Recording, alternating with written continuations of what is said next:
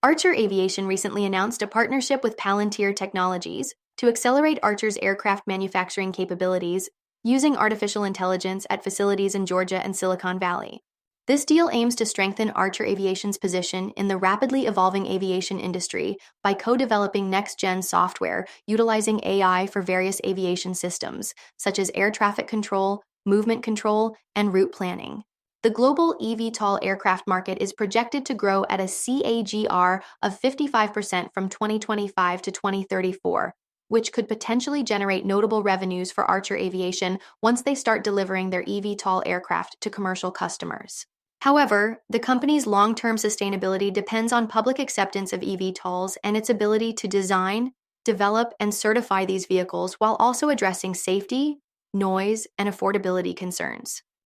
Teradyne is experiencing executive transitions as Shannon Poulin takes over as president of its semiconductor test division, while Rick Burns prepares to retire in June 2025.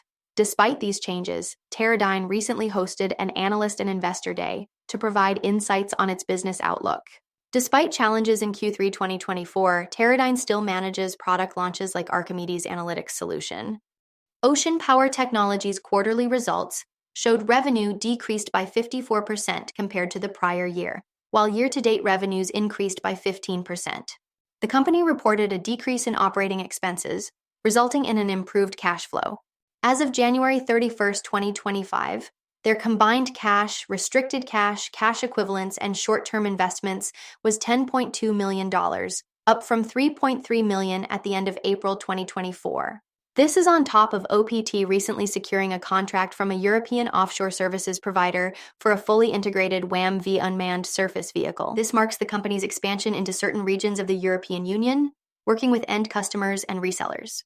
The vehicle will be assembled immediately and shipped to the customer, with training and services provided in country.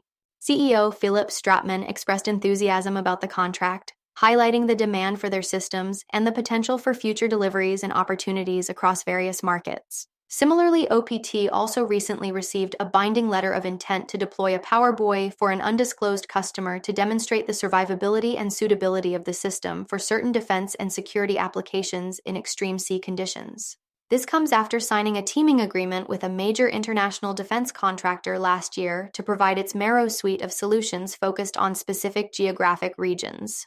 The deployment is expected to advance their collaboration and showcase the offshore capabilities and suitability of their intelligence, surveillance, and reconnaissance solutions for enhancing maritime security globally. Meanwhile, Wall Street analysts initiated coverage of Reddit with a sell recommendation and set a price target of $75, expressing doubts about the sustainability of its user growth, which they attribute mainly to changes made by Google's algorithm. The analysts argue that most new users don't convert to logged-in users, who are more valuable for advertising purposes, and believe that the platform's primarily text-based nature may make it less effective in attracting advertisers compared to other social media platforms. XTI Aerospace has received authorization from its board of directors to implement a share repurchase program with a budget of up to $5 million. The initiative aims to address the company's perceived undervaluation of common stock. The program may involve open market transactions, privately negotiated deals, or other methods while adhering to Securities Exchange Act rules. Business conditions, regulatory requirements, and stock prices will determine the timing, value, and quantity of repurchases.